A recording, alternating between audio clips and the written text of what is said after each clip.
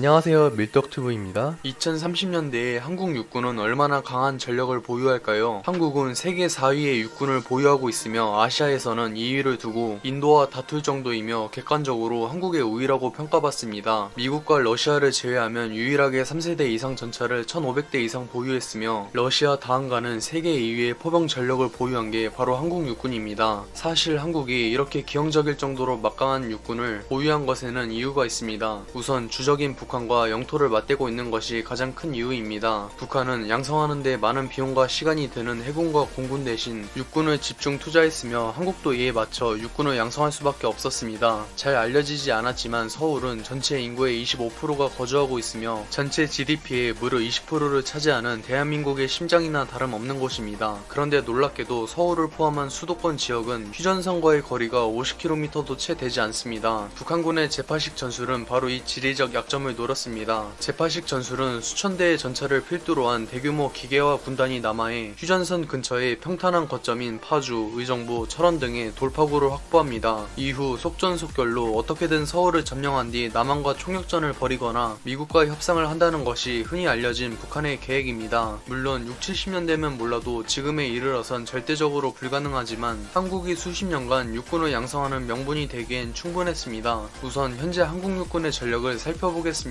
먼저 병력입니다. 상비군은 58만 명, 예비군은 270만 명입니다. 다음은 기갑전력입니다. 전차는 3.5세대 K1-E1 1027대와 K1A2 484대, K2 260대를 보유하고 있으며 그 외에는 T-86 35대와 M48 865대를 보유하고 있습니다. 장갑차는 IFV인 K21 466대와 BMP3 70대, APC인 K200 1700대와 K808 600대를 보유하고 있습니다. 이제 포병 전력입니다. 견인포는 105mm 2000문과 155mm 2700문을 보유하고 있으며 자주포는 K9 1100문과 K55A1 1180문을 보유하고 있습니다. 다연장 로켓은 천무 218문과 M270 58문, 구룡 156문을 보유하고 있습니다. 마지막은 헬기 전력입니다. 공격 헬기는 아파치 36대와 코브라 70대, 500MD 200대로 총 306대를 보유하고 있습니다. 수송 헬기는 휴이 130대와 치노크 32대, 블랙호크 110대, 그리고 수리온 210대로 총 482대를 보유하고 있습니다. 현재 한국은 미국, 러시아, 중국 다음가는 육군을 보유하고 있으며 중국과의 격차가 그렇게 크지 않습니다. 당연히 주적인 북한과는 비교 자체가 한국 육군에게 모욕일 정도로 압도적인 전력 차이를 보여주고 있습니다. 하지만 이런 한국 육군에게도 문제가 없는 것은 아닌데요. 우선 지나치게 육군의 비중이 큰 것은 분명 문제라고 할 수 있습니다. 당장 국방비만 해도 육군은 예산의 50%가량을 혼자 독식하며 나머지 절반을 해군과 공군이 나눠 가지는 상황입니다. 거기다 육군의 비중이 압도적으로 높으니 입김도 강할 수밖에 없으며 해군과 공군의 무기 도입을 방해했던 적도 있습니다. 물론 영토를 점령하고 깃발을 꽂으며 전쟁을 종결할 만큼 육군도 중요하지만 현대전은 공군과 해군에 의해 전쟁의 승패가 결정된다 해도 과언이 아닙니다. 그나마 국방부도 이를 깨달았는지 2010년대 이후로는 육군의 비중을 낮추며 해군과 공군을 집중 양성하고 있습니다. 당장 2030년대를 살펴보면 해군과 공군, 특히 해군은 가히 천지차이 수준으로 전력을 구축할 예정인데요. 반면 육군은 공통적으로 기존 전력을 개량하는 것 말곤 비교적 신무기 도입이나 개발이 눈에 띄지 않습니다. 물론 지금도 북한을 상대하기엔 차고 넘치다 못해 과분한 전력입니다. 이제 2030년대에 변화한 한국 육군을 살펴보겠습니다. 먼저 보병입니다. 우선 한국 육군은 저출산이 심화되어 가는 현실을 고려해 2026년부터 대대적인 조정에 나설 예정입니다. 장교와 병을 위주로 최소 11만 명 이상이 감축될 예정이며 반대로 부사관은 더욱 확대될 것입니다. 따라서 육군의 총 병력은 기존의 49만 8천 명에서 38만 7천 명으로 대폭 감축될 예정입니다. 또한 이때쯤이면 워리어 플랫폼이 한창 실행되고 있을 텐데요. 병력 징병에 문제가 없던 90년대까지와 달리 2000년대 이후 저출산이 심화되면서 병력 징병이 매우 어려워졌습니다. 따라서 군 규모 축소 및 복무기간 단축으로 인한 전투력 공백을 소수 정예화로 메꾸는 게 바로 워리어 플랫폼 사업입니다. 간단하게 살펴보면 한국에서는 최전방이나 특수부대에만 지급했던 전투용 장갑과 안경, 무릎 및 팔꿈치 같은 신체 보호대는 물론 방탄복과 야간 투시경, 심지어 총기 부착류까지 제공할 예정입니다. 심지어 육군에서는 충성마트 구매 방식을 검토하고 있는데요. 이는 군에서 쿠폰이나 봉급 계좌를 이체하면 장병이 스스로 원하는 회사의 물품을 선택할 수 있으며 군납업체에 자발적 품질 향상까지 유도할 수 있는 그야말로 일석이조입니다. 이건 놀랄 수밖에 없는 게 현재 이 방식은 미군이나 민간 군사기업 혹은 몇몇 특수부대에서만 때만 사용하는 방식입니다. 그런데 이걸 기존에 어느 정도 유연한 모습을 보여줬던 해군이나 공군도 아닌 보수적인 걸로 유명한 육군이 시행한다는 점에서 놀라움을 금치 못했습니다. 참고로 워리어 플랫폼은 3단계로 구성되어 있으며 2단계에서는 경량화하여 더욱 발전된 전투 장비와 장구르를 지급할 예정입니다. 워리어 플랫폼이 워낙 대규모 사업이다 보니 3단계는 빨라도 2030년대 후반이나 2040년대로 넘어갈 것으로 예상됩니다. 3단계는 전투 수행 능력 극대화를 위한 각종 최첨단 기술이 포함된 전투복이 지급되며 전투원을 무기 단위로서 체계화할 예정입니다. 어느 FPS 게임에서 등장해 신체 능력을 대폭 상승시켰던 엑소슈트 같은 물건이 이때쯤이면 나올지도 모르겠네요. 다음은 기갑전력입니다. 무려 1960년대부터 운용했던 M48 계열 865대는 이때쯤이면 전량 퇴역해 예비 물자로 보관하거나 타국에 기증했을 것으로 추정됩니다. 그리고 국방부는 2030년대에도 K1 계열과 K2 전차는 퇴역 계획이 없다고 밝혔기에 여전히 현역으로 예상됩니다. 먼저 K1E1과 K1A2는 각각 K1E2와 K1A2 PIP로 개량되는데 K1E2는 큰 변화가 없어 성능상 K1A2가 우세할 것으로 예상됩니다. 먼저 K1E2는 1000대를 훌쩍 넘는 주력 전차임에도 포수 조준경 교체를 제외하면 딱히 달라진 점이 없어 매우 아쉽습니다. 반면 K1A2 PIP는 생존성 강화에 중심을 두고 있으며 거의 뜯어 고치는 수준으로 대대적인 개량이 예정되어 있습니다. 먼저 내적으로는 전차의 심장이라고 할 수 있는 엔진 파워팩 개량과 최신 고성능 특수장갑 부착과 화생방 대비 방호장치가 있습니다. 그리고 대전차 미사일을 요격해 생존성을 극한으로 끌어올릴 능동 방어장치가 도입될 예정입니다. K2 전차의 경우 아직 제대로 된 개량 사양이 안 나왔지만 예산 문제로 취소된 능동 방어장치는 확정적으로 탑재할 것입니다. 그리고 비교적 개발된 지 얼마 안 된 전차답게 여러 신기술이 탑재될 것으로 예상됩니다. 이미 개발 중인 전용 유도탄도 있는데 일정 거리를 날아가다 자체 센서로 적 전차를 발견하면 가장 방호력이 빈약한 상부 쪽에 자탄을 날려 격파하는 형식입니다. 참고로 미국도 비슷한 개념의 유도탄을 개발하고 있습니다. 그리고 2030년대에 운용을 목적으로 한 차기 전차 K3도 순조롭게 진행된다는 가정하에 이때쯤이면 나왔을 텐데요. 현재 공개된 모형을 살펴보면 포신까지 완벽한 스텔스 외형을 적용해 레이더 탐지율을 극도로 낮추려는 계획으로 보입니다. 우선 현재 업체에서 공개한 스펙을 살펴보겠습니다. 먼저 체급은 30에서 40톤에 불과한 경량 전차이며 승무원도 2명만 탑승합니다. 무장으론 130mm 주포나 레일건을 탑재할 계획입니다. 이미 2014년 국내에서 40mm 레일건 발사 시험을 성공적으로 마무리해 2030년대까지 130mm 레일건 개발도 충분히 가능할 것으로 예상됩니다. 하지만 관건은 한번 발사하는데 엄청난 전력 소모가 발생하기 때문에 유지비를 생각하면 이 문제를 해결하는 것이 시급해 보입니다. 그 외에는 IED 무력화 장치와 다목적 드론 탑재, 그리고 자동으로 목표물을 탐지하고 조준하는 무인 포탑이 주요 사양입니다. 현재 주변국 상황을 살펴보면 일본과 중국 모두 아직 구체적인 신형 전차 개발 소식은 없습니다. 그리고 설령 개발한다 해도 전차 개발 기술력에서 한국보다 뒤처지기 때문에 빨라도 2030년대 후반 이후에 나올 예정입니다. 물론 변변한 3세대 전차 한 대 없는 북한에게 스텔스 전차 K3는 마치 외계인을 보는 듯한 충격을 받을 것 같습니다. 하지만 점점 줄어드는 육군의 예산 문제 때문에 K1 계열 대체는 무리일 것으로 예상됩니다. 개인적으로는 딱 M48을 대체할 용도로 300에서 600대 정도가 양산될 것으로 보입니다. 다음은 포병 전력입니다. K55A1은 이미 극한의 마개조로 K9급으로 개량했기 때문에 더 이상의 개량은 여유가 없어 불가능할 것으로 보입니다. K9은 총 3단계에 걸쳐 K9A3로 개량할 예정이며 이때쯤이면 마지막 단계에 이르렀을 텐데요. 먼저 1단계인 K9A1은 개발된 지 15년이 넘어 노후화된 사격 통제 장치와 포수 조준경, 그리고 유지비를 크게 절감할 수 있는 보조 동력 장치를 장착할 계획입니다. K9A1은 이미 2018년부터 개량이 시작되었으며 늦어도 2030년까지 1100문을 전량 개량할 계획입니다. 다음 2단계인 K9A2는 저출산으로 인한 인원 부족과 성능 극대화를 위해 포탑의 완전 무인화와 여러 신기술이 적용될 예정입니다. 목표 추적과 장전, 그리고 사격까지 모든 것을 무인 포탑이 진행할 예정이며 기존의 발사 속도인 분당 6에서 8발을 10발에서 12발까지 끌어올릴 계획입니다. 참고로 이 정도 스펙이면 미국의 기술력과 예산을 갈아 넣었던 크루세이더 자주포와 성능 면에서 거의 동일합니다. K9A2는 A1의 개량이 어느 정도 진행된 2027년부터 시작할 계획입니다. 마지막 단계인 K9A3는 아직 구체적인 계획이 안 나왔지만 2030년대 중반부터 진행될 것으로 예상되고 있습니다. 우선 업계에서는 그때쯤이면 포탑뿐만 아니라 차체까지 완전한 무인화를 통해 운용 병력 없이 지휘소에서 원격 조정이 가능할 것으로 판단하고 있습니다. 거기다 무려 사거리가 100km인 회공탄도 개발 중이라고 합니다. 마지막으로 헬기 전력을 살펴보겠습니다. 일단 주력을 차지하고 있던 70대의 코브라는 진작에 퇴역해 예비 물자로 보관하거나 타국에 기증할 것으로 예상됩니다. 다음은 세계 최강의 공격 헬기 아파치입니다. 현재 국방부는 한반도라는 전장의 특성상 F-35급의 전략무기 역할을 수행하는 아파치의 성능에 크게 만족했으며 추가 도입을 결정했습니다. 대수는 정해지지 않았지만 최소 36대는 확실하며 아파치에 푹 빠진 육군에서는 아예 100대를 채울 것이라며 호언장담을 하고 있습니다. 이렇듯 한국의 아파치 대량 도입을 고민하자 제조사 보잉은 아예 한국에 라이센스 생산을 권유한 것으로 알려졌습니다. 어쨌든 2030년대에 한국 육군은 아파치를 최소 72대에서 100대를 보유할 것으로 예상됩니다. 마지막은 바로 LAH 사업입니다. LAH 사업은 육군의 코브라 70대와 500MD 130대,